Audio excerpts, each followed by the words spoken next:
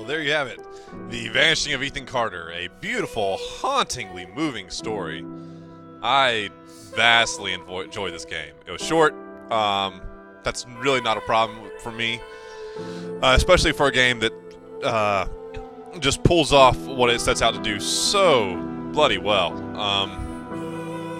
And I'd much rather have, an 8, 6, or even 4 hour game that really tells a really tightly knit story and achieves all of its narrative goals than a 15-hour slog. I felt this was a beautiful game. I love the way it was put together. I love the mechanics of the puzzles. I love the setting, the art. It was gorgeous all the way throughout. So is the music. I really liked the narrative flow. It was an interesting story. And I'm sure it's going to prompt a lot of debate, but it wasn't so high concept as to be ungraspable. When you compare this to something like Dear Esther, which people are still debating about what it meant, I feel like this is a much more graspable story,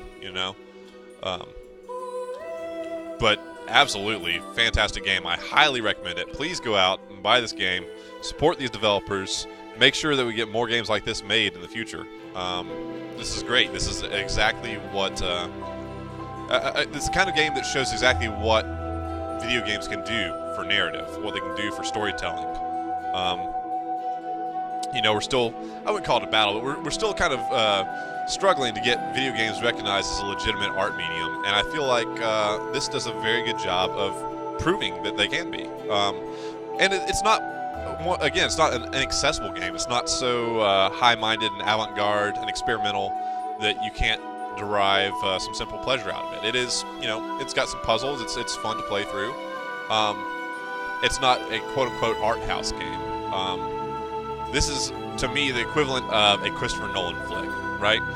If you think about Christopher Nolan films like the Dark Knight Saga or Memento or Inception, those are movies that are pretty high concept in a certain way. They kind of deal with lofty ideals, but they're also just fun popcorn flicks. They're something that anybody can go to the theater and enjoy. It's not like sitting through a Bulgarian foreign film.